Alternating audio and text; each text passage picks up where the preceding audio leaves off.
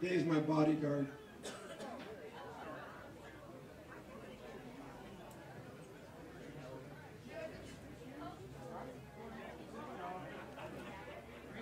Well, we'll get this rolling right now before Dave shows up.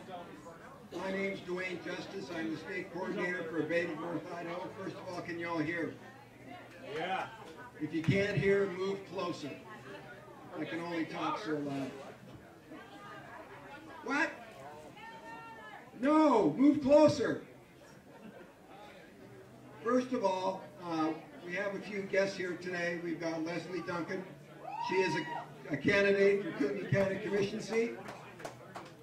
We've got Deputy Josh Layett with Kootenai County Sheriff's Department.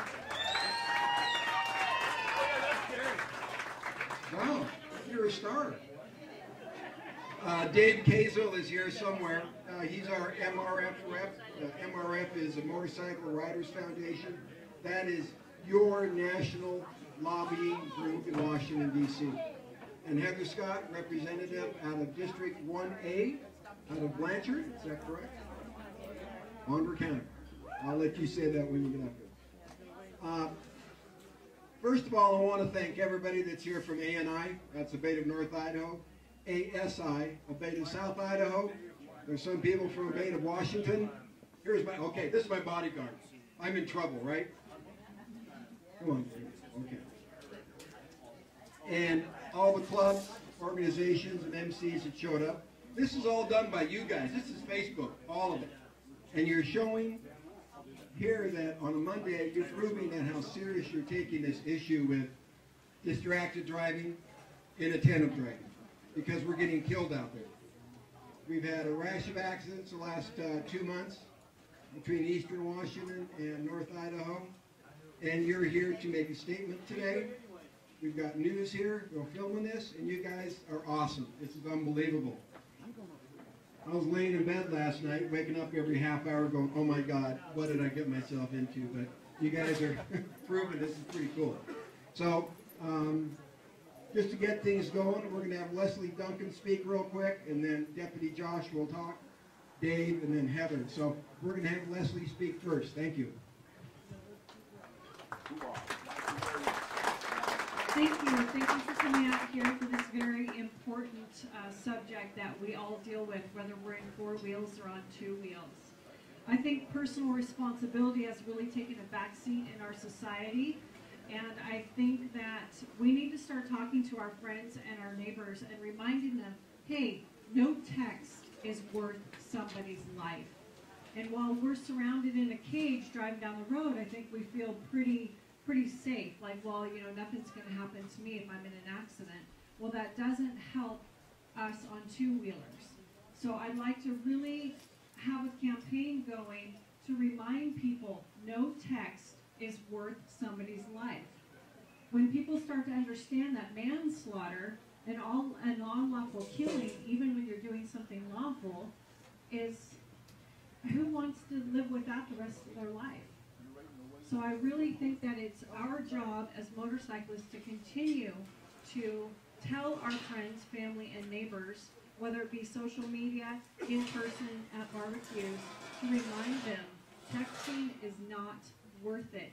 Inattentive driving, distracted driving, whatever you're doing, playing with the radio, whatever drivers are doing on their phone, off their phone, I think it's super important that they remember operating a vehicle, especially at high speeds, is a big responsibility.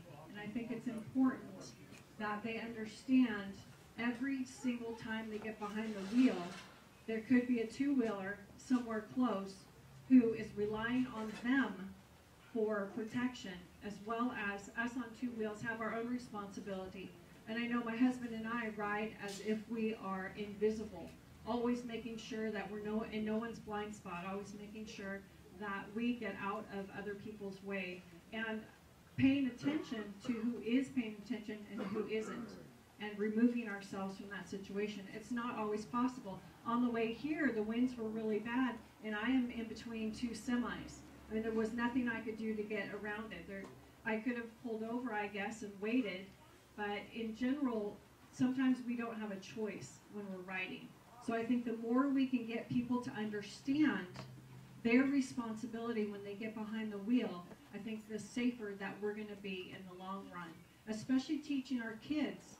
We teach our children, when you're in the car, there is no text, there is no phone call worth somebody's life. Just put the phone down. If you're only driving for 15 minutes, the world can wait for you for 15 minutes. Wait until you're parked, until you're safe. So I thank you guys for coming out here today, for rallying together for this very important issue. I'd like to see no more lives lost this year on two wheels or in four wheels. So thank you guys. Thank you, Leslie. And Deputy Josh Lake, you're up. Good afternoon, folks. I'm Deputy Lake with the Sheriff's Office. Just a little bit about myself. I've been with the Sheriff's Office just over 9 years. Actually, a couple days ago, it's my 9-year anniversary. Been in patrol ever since then. Currently, I serve in a capacity as the Traffic Investigations Unit on patrol. That's where I'm wearing the monkey suit right now. But predominantly what my job is to enforce the laws of the state of Idaho on Kootenai County roadways. Contract cities and out in the unincorporated county. And as a part of that, I serve as an accident reconstructionist and a drug recognition expert. Basically, I'm the really fancy DUI cop, but if you're high on meth or marijuana, they call me. The other piece of what I do is, as an accident reconstructionist, I go out to the collision scenes where we have a serious injury or fatal collision inside this county. That means when I'm at home in my fuzzy bunny slippers, watching TV, Cheetos, I carry a pager. Of course, we have a train going. I carry a pager, so as I'm relaxing, I'll get paged out 2, 3 in the morning and respond to the unfortunate scene of a fatal collision. And as you know, and I can have special appreciation for this because I ride a Harley as well in my personal time, a lot of these scenes are with motorcycles. Because it was Leslie, correct? As Leslie had mentioned, everyone else is in a four-wheeler with a steel cage around them. On a motorcycle, you're not so lucky. So, unfortunately, the motorcyclist is typically the one who gets killed, even though it may not be their fault. What I want to talk to you today is basically Idaho Code, reference distracted and inattentive driving, and talk about some of the issues related to that. Man, we're really getting rained on here, so if you want to move back underneath the awning there, I'll give you a second.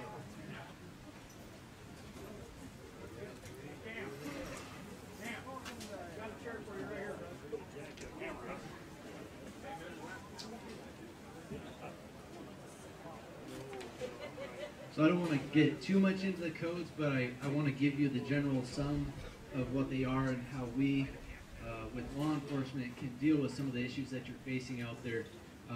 We have several codes. First of all, there's reckless driving, which is driving in a manner likely to endanger persons or property. Now, yeah, it sounds like I have that memorized because I do, and that's pretty much what the code says. But there's also some other words in there that describe that violation, and that's careless, heedless, imprudent, wanton, reckless. They even have reckless inside the reckless driving code. So how do we articulate that when we are contacting somebody for swerving off the road and hitting a tree or running into a motorcyclist, that's driving next to them and they weren't paying attention? Well, we look at the average motoring public and what everyone else should be out there doing, paying attention to eyes forward, scanning, head checks, etc. Everything they taught you in driver's ed. And if that person was failing to do that, then we can start to articulate reckless driving or inattentive driving. Reckless is the primary, inattentive is a lesser included of that. They're both misdemeanors, they're both arrestable even though we don't see them happen. In other words, they are arrestable outside of our presence. So reckless driving carries with it a 6-month jail sentence and up to a $1,000 fine. Inattentive driving is also a misdemeanor, carries up to a $300 fine and could be some jail time. If you get a second reckless, you can see 2 years. Sorry, we're really getting rained on here, so you don't want to continue to move back. Can everyone still hear me? Okay, right on. So we have reckless and inattentive, which could cover any crash, right? All we have to articulate is that you drove in a manner likely to endanger somebody or something. Most of the crashes we go to, we could write everyone for inattentive or reckless because they endangered someone's property or endangered somebody's person. Most of the time, we just write them for speeding or failing to run, yield to a stop sign or whatever the case may be. As far as distracted driving, we also have a texting while driving violation, which is simply an infraction. It's less than a speeding ticket. So if you're going 10 miles an hour over the speed limit, you get a $90 fine. If you're texting, you get an $81.50 fine. Yet what we're seeing is that texting while driving is beating DUI by about 9%. It's causing about 9% more fatalities than even drunk driving. So, by the numbers, technically you're a safer driver when you're impaired by alcohol or drugs than when you're on your phone. And you can kind of start to see why. Because at least a drunk driver knows, hey, there's a cop following me, and I just left the bar, right? Where the texter has just thrown all caution to the wind, and they're looking at their phone, touch screen, whatever the case may be. So it's really kind of a struggle that we have. If somebody crashes into you while you're on your motorcycle, we could cite them for an infraction of failing to maintain the lane of travel, or we could charge as high as reckless driving and actually arrest the person.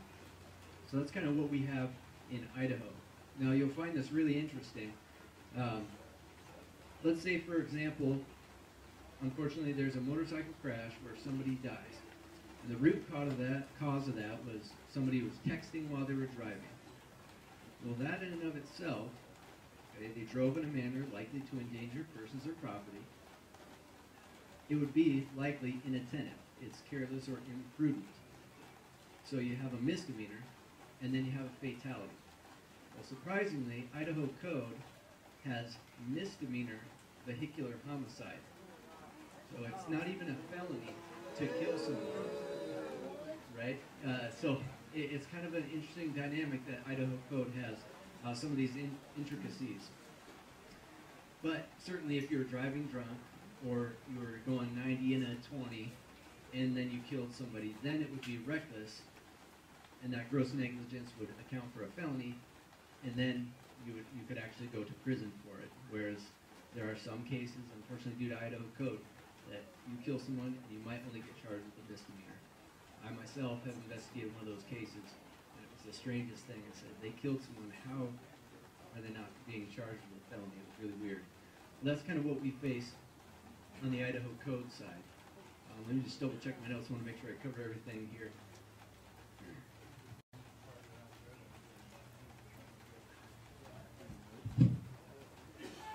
Some of the issue also that we start to see is how it's prosecuted. So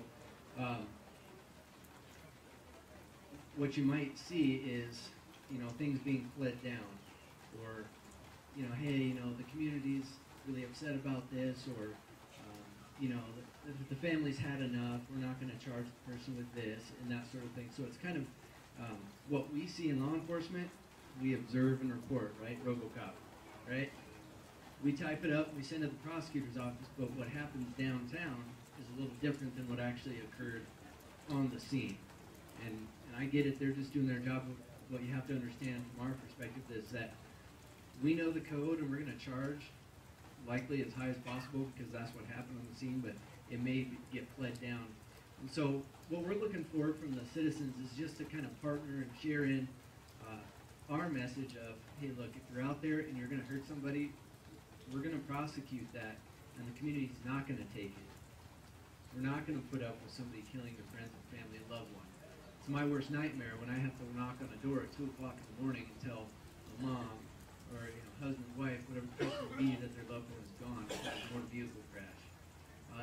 I've been in patrol almost 9 years, and what I've found is that a lot of the crimes that a driver, you have to pay attention. Act like everyone out there wants to run you over on purpose because they just don't see you. And that's where some of the safety equipment comes in, your reflective vest. Or if you don't like the orange or yellow, get a really chromed out, shiny helmet that flashes with the light, and people start to see, you become more visible. And observe and report. If you see somebody who's driving crazy, call us. You know, maybe we don't arrest them, maybe we don't take them to jail, maybe they don't even get a ticket, but at least we can contact them and say, hey, look, you know, you're driving crazy. We have multiple witnesses. Knock it off, and then their name goes into our file, and then we can follow up with them and see if they're honest, minding their P's and Q's. That's kind of what we would ask for you, is just to reach out and be the eyes for us on the road. We're not asking you to tattle on your neighbors. What we're asking you to do is try to slow somebody down who might later kill somebody. You never know the interaction or the effect that your simple report may have had on that person. So that's what I would ask for you. If you have any questions on me, you can come to me after the presentation. Hopefully I've given you some information here. You can take it back to your community, and hopefully everyone's a lot more safe. Thanks. I'm not going to get into the weeds. I think the deputy just did that. He just explained to us a lot of the code. I'm looking at it from a simpler standpoint. We're out on the road, we're getting killed. And here's an example of what's killing us. The last legislative session down in Boise, a no cell phone, hands-free driving law was submitted to the legislature. It died in the Senate. The vote was 22 to 13 to kill it. That just happens to be the same vote that killed the anti-profiling law a year earlier, 22 to 13. But that's just a sidelight. Here's an explanation of a North Idaho state senator as to why he voted against the bill for no cell phone usage. The people of the state of Idaho do not want to lose their ability to legally use their electronic devices. Whether it's safe or not by any technical definition, it's a moot point in my mind. Here's the kicker. If you don't believe me, the next time you pull up to an intersection and a stoplight, look around. That's all the evidence you need to know you can't fix stupid. These people are killing us. We've got to take a stand. You're all voters. You all ride motorcycles. We've got to change the law so the deputy has got a more clearly well-defined avenue for citations. How about the driver of a motor vehicle while sitting in the driver's seat shall not use any handheld electronic device of any kind for any use while the motor vehicle is in motion on a public roadway. How's that sound? It's simple. It's one sentence. You don't have to get into conversations about earbuds. You can't multitask with your eyeballs. You can't be looking at a phone and keeping your eyes on the road. So it's up to us to go to our legislators and make a point. You've got to take away the cell phone from the drivers of the automobiles. And with the penalty, Dwayne's got some ideas for the penalties on if you should be caught driving with a cell phone. But if you have an accident and you kill somebody, it ought to be felony manslaughter and take it from there. And I don't care if it's a cage or a motorcycle. Again, we've got to take this to our legislators. We've got to make them aware that we need protection. I'm all for personal responsibility. But like Ron White said, you can't fix stupid. So let's get it done. We shouldn't have to be here. That's why he's my bodyguard. So, Representative Scott, you're next. Thank you. Thank you. I guess I'm that state representative you're talking about. So I'm Representative Heather Scott, North Idaho, Bonner, and Boundary counties. I'm going to stick to my notes a bit because I usually get in trouble if I get off on too much. So each day in the United States we have 9 people that are killed every day and 1,000 more that are injured due to distracted drivers. This 4th of July, we're going to have 48% of all distracted drivers are distracted because they're texting and driving. Whether it's reaching for a radio station or putting on a little makeup, as some of us women may need to do time and time again, we're all guilty of it. We're all guilty of being distracted while we drive. And if we're honest with ourselves, I think it's one thing when you're out on the bikes, but you guys drive cars too. And I'm guessing sometimes that phone rings and you're tempted to grab it. We're all guilty of it. It's the society we live in. It's the culture we live in. I always get nervous when people say, let's write more laws. If you don't know me, I'm one of the most conservative liberty legislators in Idaho. I've been in office 4 years and they hate me in Boise. And it's because I'm not about more laws and I'm not about, I look at Seattle. They just passed a law in Seattle now, no more plastic straws. I don't want to make Idaho like Seattle or like Washington. But heroin dens are all right. Yeah. So when you ask me what the answer is, I say we got to change our behavior. And, we always hear about education. You change your behavior by educating. And we do that by rallies like this. This is a great way, but we do it by teaching the kids too. I don't know what ABATE does in the schools.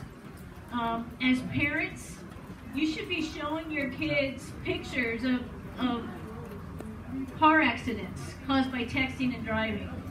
You should show them what it's like a week in prison or a month in prison for involuntary manslaughter. And we probably do need to look at the code and beef it up and make sure that people are held accountable. But I don't know that we pass a no texting and driving, no cell phones and driving. That's not going to change human behavior if we don't change the mindset of people. And that's kind of what I'm hoping today's all about, is a start to move in that direction. And you guys as motorcycle riders, there's accountability there too. You know what you're dealing with out there. Cars are never paying attention, and you have to police your own a bit. I had a guy just last week. I was just sitting in heavy traffic, and here comes a motorcycle right up the center line, just speeding up. I'm guessing none of you guys are like that, but those are the kind of things we need to stop. So I'm glad ABATE had me here today. I'm glad you're all out. What a great way to get together with like-minded people and let's start the conversations. I want to hear what we need to do in the law, some simple fixes that might help you guys and what you're dealing with. So thanks for having me out, and we'll keep on going. Will you vote for stronger laws? Thank you. Ask her if she'll vote for stronger laws. I don't know what you said, but we're moving on. Okay. There's a lot of things we can do to protect ourselves. First of all, you're all invisible on the road. We all know that. What's your next purchase going to be? All voters. In ABATE alone, we have 275 members. That's a voting block. If you look at all your people out here in Idaho or Washington, you can make a difference if you get out there and vote for the people who support the laws that protect you. Doesn't matter if they're Republican or Democrat. It's about motorcycles, nothing else. That's what you got to remember. You got to study the candidates. You got to listen to them. You got to know what they're saying. Okay? Because if you get their attention, they will listen to you. A short story. Dave and I were just back in Washington, D.C. lobbying our national legislators. And they remembered us from the last 3 trips where nothing got done. They signed off co-sponsoring 2 bills already for us, which was a win-win for us out here. So it does work. You make an appointment to talk to them, they'll give you the 5 minutes. They will give it to you. Anybody can walk in and talk to them. You don't have to have a patch on your back or a suit. You can go up there in shorts and tennis shoes, even bright ones, and they will listen to you. this is kind of going to draw to a close here. I want to thank Curly's for helping us sponsor this year. Thank you, Tanya, for everything. For all the people on the forum, thank you for coming out in this wonderful weather. The wind died down. That was good. I'm just really impressed about how many people came out today. This is fantastic. You guys are great. Join ABATE, that helps us. Join the MRF, that's even better, because that helps us promote what we're working on, and that's state and national laws to protect you as writers. Get involved. You will be rewarded like you've never been rewarded when you see something like this come out. It makes you feel very, very good. But thanks to Tanya, to Lawrence's, to M6, to Lone Wolf for helping promote this around. For all of you for sharing all my pages I put out there. God, you got to be getting bored with that. We'll go back to talking about dogs now instead. So, but does anybody else have anything to say? I'd like to say something, if you don't mind. Sure. We're going to make you walk all the way up here, too. Oh, and you're an ABATE member. Good for you. Here you go. My name's Scott Robinson. I'm from Washington ABATE, and rode a couple hundred miles to be here. I got a little bit late, but you know, we're doing the same thing you guys are doing over here, and it's tough. They're telling us they don't want to create any more felonies to stop what's happening with the accidents and whatnot. One of the things that we're going to be doing this year in Washington, you know, we always go in and we get the handshake and we sit down with the legislators, we sit and talk. I've been doing it for 10 years now, and it always ends the same way. I walk out of there with a little smoke coming out of my backside, and nothing changes, okay? We have decided that we're going to have to vote on this a little later on, but we figure out if we can do a legal protest, we'll be noticed in the media, okay? So you can file for a protest. We did it last year. It worked really well. Our membership went over 200 people in about a month's time. You file for the protest. When you do that, all the news agencies are notified that you're having a protest. They all showed up. We had King 5 there. We had Cairo there. We had all the news agencies were there. And then we had some delegated speaking people who did a good job of talking. And it was on the 6 o'clock news that they wouldn't give us the hearing for lane sharing. It means a lot. A lot of other motorcyclists see it, and it's something you guys might want to look into. We're just trying to find another angle to make something happen in Washington State also. Thank you. Thank you very much, David Washington. Okay, thank you. So, without further ado, this pony show is over, and thank you all for coming out. And keep watching my Facebook page. I'll keep making posts on what's changing and what's happening. And vote for the candidate of your choice that supports your motorcycle rights. Thank you.